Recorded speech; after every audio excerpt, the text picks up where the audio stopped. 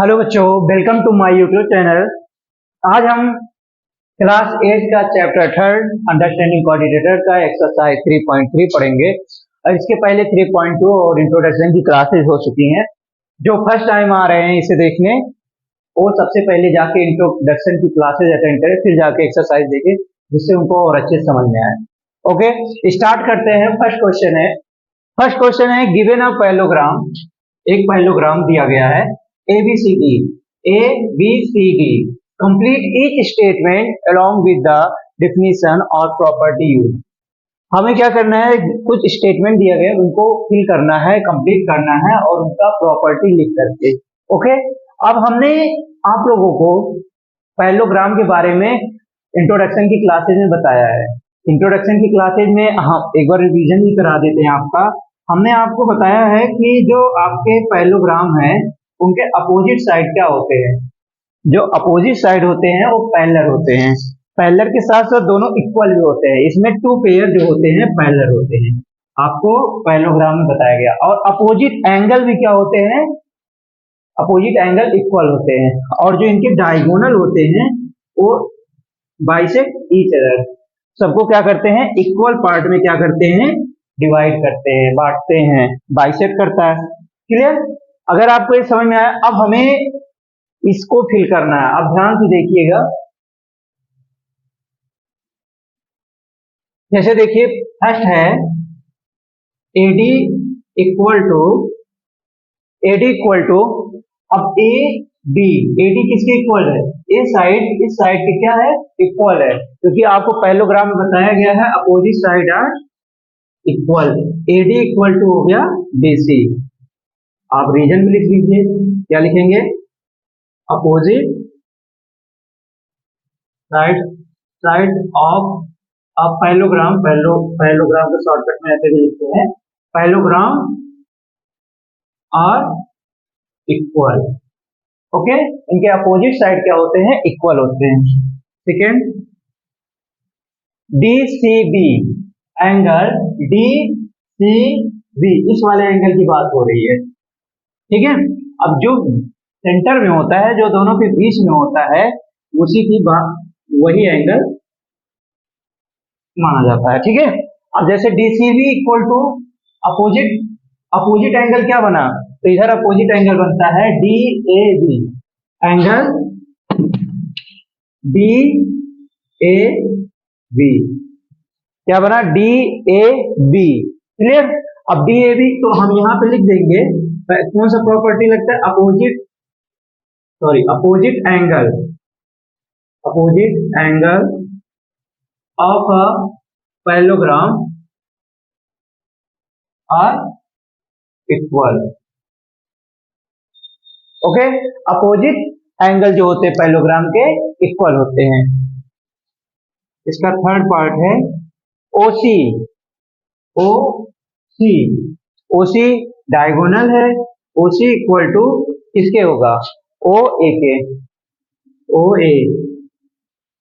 कैसे, हमने आपको बताया है पैरेललोग्राम का जो डायगोनल होता है ये क्या करता है, बाइसेक्ट करता है, और मतलब बाइसेक्ट ईच अदर, मतलब दोनों को इक्वल पार्ट में क्या करता है, बाइसेक्ट करता है। यहां लिख देंगे diagonal of a parallelogram bisect each other,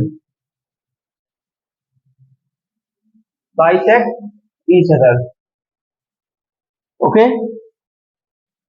अब 4 नंबर देखते हैं। क्लियर है? क्योंकि अगर आपको थोड़ा सा भी डाउट हो तो आप इंट्रोडक्शन की क्लासेस में एक बार देख सकते हैं। अब यहाँ 4 नंबर में कह रहा है मेजर ऑफ एंगल DAB,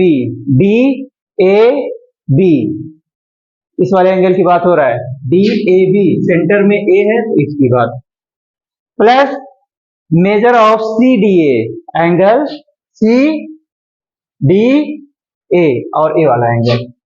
अब किसी भी पैरेललोग्राम का जो बगल, मतलब बगल या कह सकते हैं जिसे हम इसे कौन सा एंगल बोलेंगे, जो बगल में रहता है वो उसे एडजेसेंट एंगल बोलते हैं। क्या बोलते हैं, एडजेसेंट एंगल। और जब एक दूसरे के बगल में रहते हैं तो उसको कौन सा एंगल बोलते हैं? Measure of D angle D A B plus measure of angle C D A, इन दोनों को आपको अपोजिट में इक्वल होता है। तो यहाँ पर जब इनके एडजेसेंट एंगल बनता है तो उनका दोनों का सम एक सप्लीमेंट्री एंगल होता है। सप्लीमेंट्री एंगल मतलब 180 डिग्री होता है। तो यहाँ लिखेंगे एडजेसेंट एंगल, सॉरी यहाँ पे 180 लिख देंगे, दोनों का सम जो होगा 180 डिग्री होगा। लिखेंगे एडजेसेंट एंगल ऑफ पैरेललोग्राम और सप्लीमेंट्री। ओके, तो फर्स्ट क्वेश्चन आपको समझ में आया। अगर इसमें कोई डाउट हो तो एक बार जरूर पूछें। क्वेश्चन नंबर सेकंड है, क्वेश्चन नंबर सेकंड देखते हैं अब। Consider the following parallelogram, find the values of the unknown x y z. हमें क्या करना है, पैरेललोग्राम दिए गए हैं, इनके अननोन एंगल जैसे एक्स वाई जेड, इनका वैल्यू क्या करना है, आपको फाइंड करना है। और एक चीज का ध्यान देना है, एक ही अगर आप इसे सॉल्व किए हो, क्या इसके सॉल्व करने का कई सारे मेथड हो सकते हैं। तो कोई अगर लीनियर पेयर से सॉल्व किया, कोई अपोजिट एंगल एडजेसेंट एंगल लगा के सॉल्व करता है तो गलत नहीं होता है। तो ऐसे क्वेश्चन 2-3 तरीके से सॉल्व किए जा सकते हैं। तो आप लोग इसका आंसर पे ध्यान दीजिएगा और मेथड भी सही होना चाहिए। अब ध्यान देते हैं इसको, क्वेश्चन फर्स्ट को, सेकंड का फर्स्ट वाला है, y इक्वल टू क्या हो गया, y इक्वल टू 100 डिग्री। कैसे? Opposite angle of parallelogram are equal. हमें उसके रीजन को और प्रॉपर्टी लिख देना है। आपका y इक्वल टू पता चल गया। अब हमें x का वैल्यू कैसे फाइंड करेंगे? x का वैल्यू फाइंड करने के लिए क्या करेंगे? अब हमें ये पता है, हमें क्या पता है कि इन दोनों का सम एडजेसेंट एंगल हो रहा है। एडजेसेंट एंगल का सम एक सप्लीमेंट्री एंगल होता है। तो हम लिखते हैं 100 plus x equal to 180 degree. 180 degree होगा क्योंकि adjacent angle of a parallelogram are supplementary.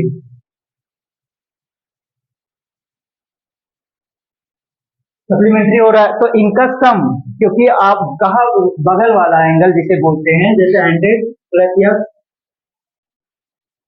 Equal to हमेशा 180 हो गया, x इक्वल टू हो गया 180 माइनस 100, तो x इक्वल टू आ गया आपका 80 डिग्री।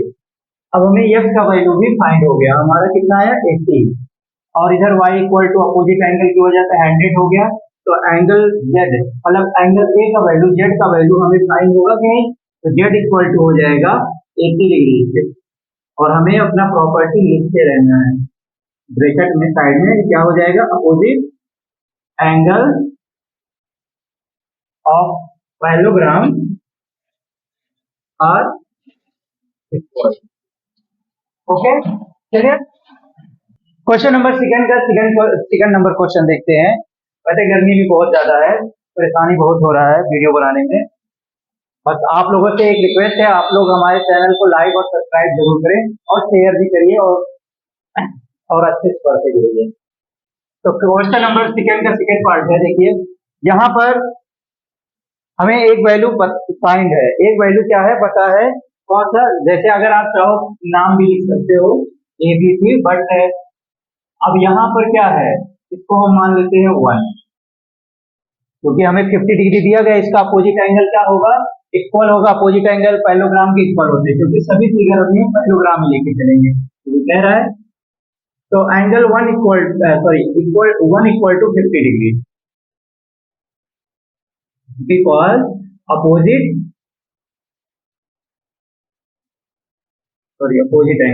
अपोजिट एंगल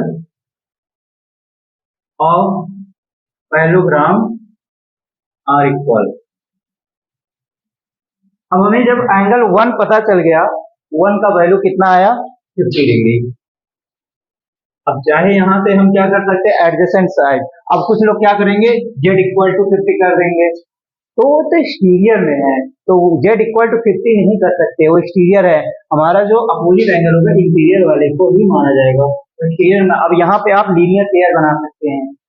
तो लीनियर पेयर बना सकते हैं कि angle 1 plus angle z equal to 180 degree linear pair कर सकते हैं। चलिए पहले इसी को फाइंड कर लेते हैं। तो angle 1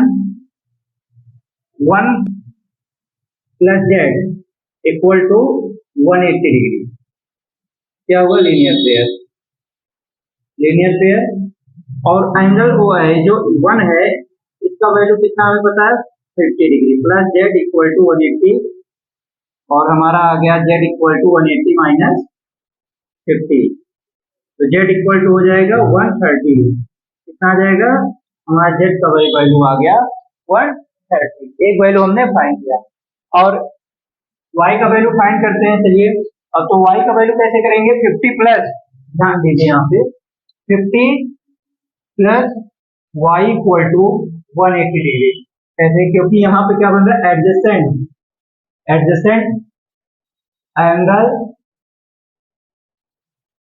of a parallelogram are supplementary.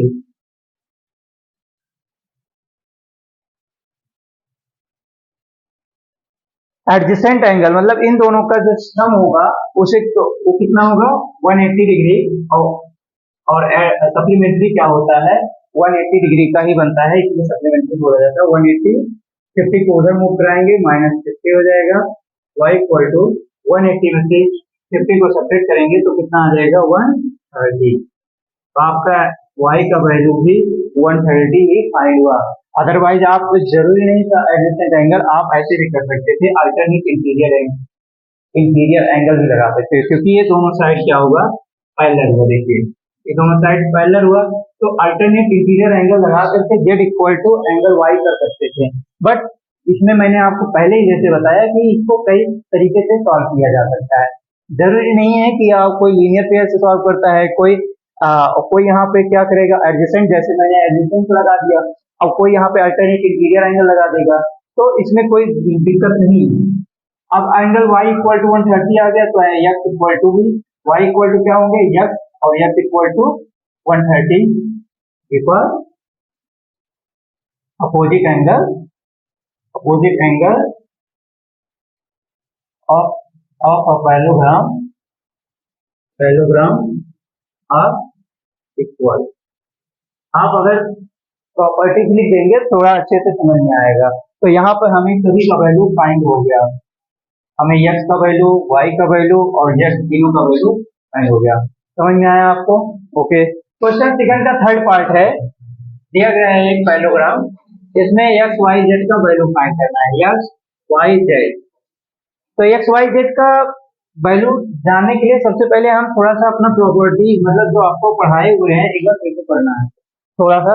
जैसे अल्टरनेट इंटीरियर एंगल क्या होता है, एक्सटीरियर एंगल क्या होता है, और करस्पॉन्डिंग एंगल, ये सब चीजें आपको एक बार, जैसे टू पैरेलल लाइन है, अगर कोई एक ट्रांसवर्सल लाइन इसको कट करता है तो यहाँ का जो एंगल बनता है इस लाइन का और इन लाइन क्या बनता है अल्टरनेट इंटीरियर एंगल, और एक्सटीरियर एंगल क्या बनेगा, ये बनेगा। और इन दोनों को वर्टिकली अपोजिट एंगल भी कहते हैं। कहते क्या है, वर्टिकली अपोजिट एंगल क्या करते हैं, ये दोनों इक्वल है, ठीक है। तो आपको ये सीधे आता है। अब करस्पॉन्डिंग एंगल क्या होता है, जैसे ए एंगल इस एंगल से, मतलब इसी लाइन के ऊपर वाले राइट साइड में ही सेम पोजीशन पे करस्पॉन्डिंग एंगल हुआ। क्लियर है? अब जैसे इस क्वेश्चन को लगाने के लिए सबसे पहले हमें ये ध्यान देना होगा, अब यहाँ पे जैसे यक्स है, अब यहाँ पे राइट एंगल बन रहा है, यहाँ 90 डिग्री है, तो यक्स इक्वल टू भी आपका क्या हो गया 90 डिग्री हुआ कि नहीं, क्योंकि यहाँ वर्टिकली अपोजिट एंगल बन रहा है, तो लिखेंगे वर्टिकली अपोजिट एंगल। तो यक्स बराबर हमारा 90 हो गया। अगर यहाँ 90 हो गया, 90 हो गया, अब हमें y का वैल्यू फाइंड करने के लिए क्या करेंगे, तीनों एंगल को सम कर देंगे, एंगल सम प्रॉपर्टी लगा देंगे। तो लगा देते हैं, जैसे y plus x plus 30 equal to 180 degree, ये तो होगा angle sum property, angle sum property, sum property मतलब थ्री एंगल को सम करने पर क्या होता है 180 डिग्री होता है। y का वैल्यू हमें फाइंड करना है, x का वैल्यू पता है 90 डिग्री और प्लस 30 इक्वल टू 180। तो इधर इसको ऐड करेंगे तो हो जाएगा 120 और उस साइड भेजेंगे 120 एक बार लिख लेते हैं नीचे को equal to 180 y equal to 180 minus 120 y equal to 180 में से 120 सब्ट्रैक्ट करेंगे कितना आ जाएगा 60 आ जाएगा। इसका क्या मतलब हुआ हमारा जो y का वैल्यू है वो कितना है 60 है। अब इन तीनों को सम करेंगे 180 आएगा, क्या देख लो 9 6 150 150 में 3 ऐड कर देंगे तो 180 हो जाएगा, 3 मतलब 30 ऐड कर देंगे। अब हमारा z का वैल्यू फाइंड करना है, x का वैल्यू फाइंड हो गया, y का वैल्यू फाइंड हो गया। ओके, दो वैल्यू फाइंड हो चुके हैं। तो अब यहाँ z का कैसे, अब आपको बताया गया है, अब देखिए सोचिए जरा, जैसे देखिए क्या है ए लाइन क्या है आपका, एक ए लाइन और ए लाइन क्या आपका पैरेलल, और इसका इन दोनों इस लाइन को एक ट्रांसवर्सल लाइन कट करता है। जैसे देखिए ए लाइन क्या है एक ट्रांसवर्सल लाइन कट करता है, तो हम देखते हैं कि ए वाला एंगल जो कट कर रहा है एंगल इधर वाला, ए वाला एंगल जो बन रहा है इस वाले एंगल का क्या होगा अल्टरनेट इंटीरियर एंगल होगा। सेम साइड में देखिए अंदर साइड बन रहा है ऐसे, तो अल्टरनेट इंटीरियर एंगल हम लिख देंगे यहाँ पे एंगल y बराबर y equal to z equal to 60 degree. तो आपका कैसे, क्योंकि ये बन रहा है alternate interior angle, interior angle. अब यहाँ पे z बराबर आपका आ गया 60, अब आपको कोई दिक्कत नहीं होना चाहिए, आपका वैल्यू x y z तीनों फाइंड हो गया।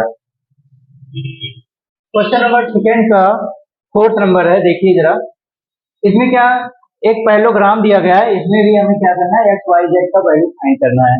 अब देखिए कैसे इसे फाइंड करेंगे, ये थोड़ा ध्यान दीजिए आप लोग।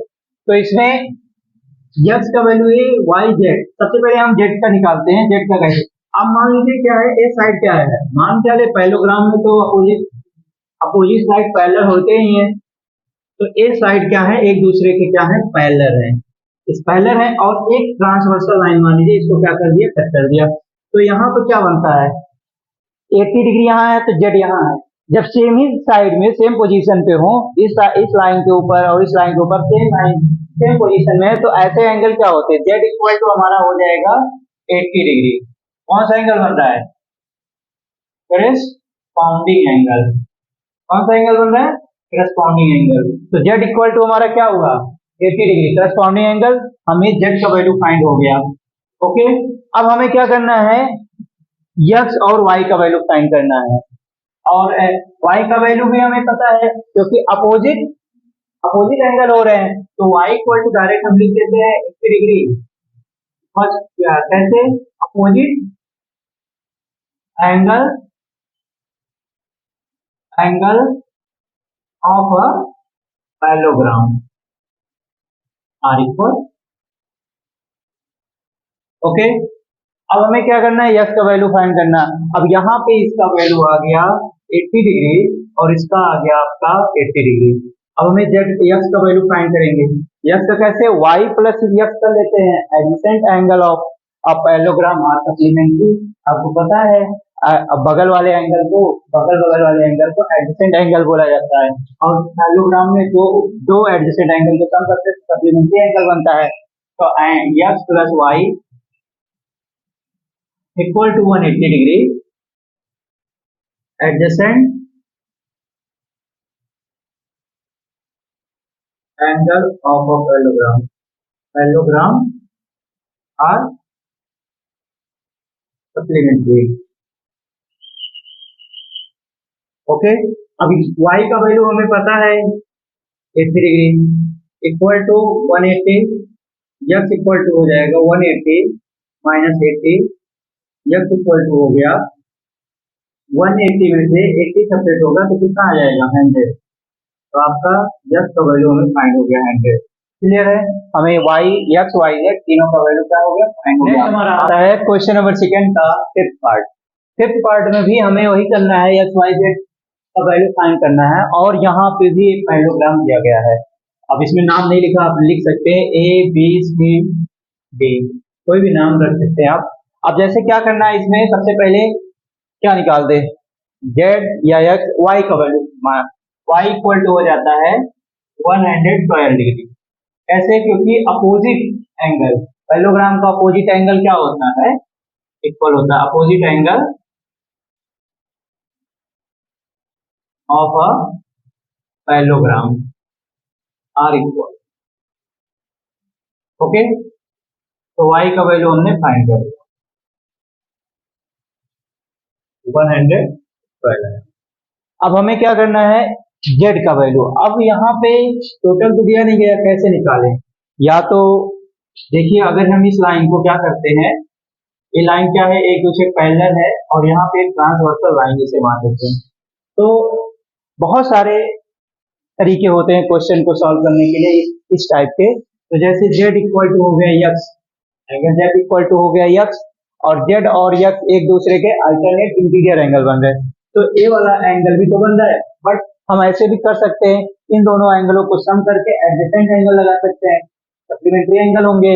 तो हम यही कर लेते हैं, मान लेते हैं angle A plus angle B equal to 180 degree. Adjacent angle of a parallelogram are सकते हैं।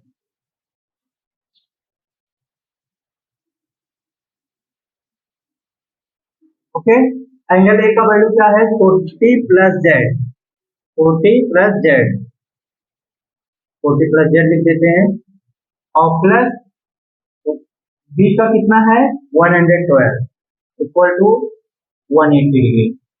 अब 40 और 112 को ऐड करेंगे तो जेड प्लस हो जाएगा 152 equal to 180। Z equal to, अब 150 को उधर मूव करा देंगे, माइनस में चला जाएगा 180 माइनस 152। जेड इक्वल टू आ गया आपका 10 में से 2 गया तो 8, 7 में से 5 गया 28 आ गया। तो आपका जेड का वैल्यू कितना आया 28। अब हमारा जेड का वैल्यू भी आ गया। और तो यक्स का वैल्यू क्या होगा, तो आपको मैंने बताया कि ये दोनों लाइन क्या है, एक दूसरे के पैरेलल है। और फिर यहाँ का जो ट्रांसवर्सल लाइन है, तो ये लाइन जेड इसके क्या होगा, अल्टरनेट इंटीरियर एंगल तो बनाएगा। तो हम कहेंगे z equal to x equal to 28 degree alternate interior angle. Okay, अब यहाँ पे x का वैल्यू आपको पता चल गया कि कितना है 28। तो आपका y का वैल्यू, z का वैल्यू और x का वैल्यू, तीनों का वैल्यू हम फाइंड कर चुके हैं। ओके, आपको क्लियर समझ में आया? ओके, अगर आपको कोई भी डाउट हो इस क्वेश्चन से रिलेटेड जितना बताया गया अभी, तो आप कमेंट बॉक्स में जरूर बताएं और नेक्स्ट वीडियो में हम आपका क्लियर करा देंगे। और इस वीडियो को यहीं पे एंड करना पड़ेगा, क्योंकि अगर हम सभी क्वेश्चन लेके चलेंगे तो वीडियो बहुत लॉन्ग हो जाएगा और जिससे दिक्कत होगा। हम इस एक्सरसाइज को 3.3 को 2-3 वीडियो में करवा देंगे, क्योंकि 4-4 क्वेश्चन, 3-3 क्वेश्चन लेके ऐसे करवाएंगे, नहीं तो लॉन्ग हो जाएगा तो दिक्कत होगा। ओके, आई होप आपको सब समझ में आ गया होगा। ओके, फिर मिलते हैं नेक्स्ट वीडियो में। जय श्री राम।